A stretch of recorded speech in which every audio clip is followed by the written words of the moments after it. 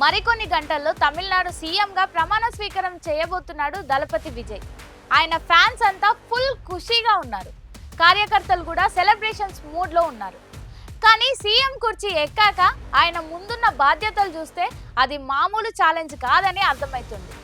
Screen మీద విలన్స్ని కొట్టినంత easy కాదు real పాలిటిక్స్లో బడ్జెట్ని మేనేజ్ చేయడం. ఎందుకంటే ఎలక్షన్స్కు ముందు విజయ్ ఇచ్చిన సూపర్ హిట్ హామీలు ఇప్పుడు ఆయనకు ఒక అగ్ని పరీక్షలా మారబోతున్నాయి. జస్ట్ ఒకసారి లెక్కలేసి చూస్తే ఆయన హామీల వల్ల స్టేట్ గవర్నమెంట్ మీద పడే అదనపు భారం ఎంతో తెలుసా? అక్షరాల 45,000 కోట్ల రూపాయలు. మరి ఈ భారీ బడ్జెట్ని విజయ్ ఎక్కడి నుండి తెస్తారు, స్టేట్ని ఎలా రూల్ చేస్తారు అనేది ఇంట్రెస్టింగ్గా మారింది. అధికారంలోకి రావడానికి విజయ్ ప్రామిస్ చేసిన హామీలతోటి ఏమేం పెరుగుతాయో తెలుసా? మహిళలకు ఇచ్చే ఆర్థిక సాయం పెంచడం వల్ల సుమారు 21,618 కోట్లు అదనంగా కావాలి. ఫ్రీ కరెంట్ పెంపు కోసం మరో 4,248 కోట్లు. వృద్ధాప్య పెన్షన్లు, వితంతు, దివ్యాంగుల పెన్షన్ల కోసం టోటల్గా 8,800 కోట్ల పైనే ఖర్చు అవుతుంది.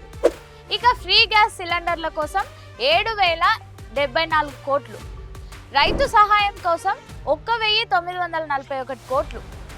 ఇవి కాకుండా హెల్త్ ఇన్సూరెన్స్లు, పెళ్లిలకు బంగారం, ఇలా అన్ని కలిపితే 45,000 కోట్లకు పైనే అదనపు భారం పడుతుంది.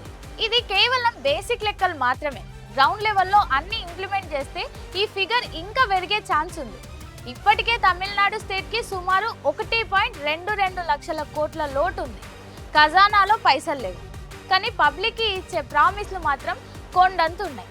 ఫస్ట్ టైం సీఎం అయిన విజయ్కి ఇది నిజంగా ఒక రియల్ టెస్ట్. ఎందుకంటే తమిళ ప్రజలు దళపతిని నమ్మి పవర్ ఇచ్చిండ్రు. ఇప్పుడు ఈ హామీలు కనుక అమలు చేస్తే పాలిటిక్స్లో విజయ్ ముద్ర బలంగా పడుతుంది.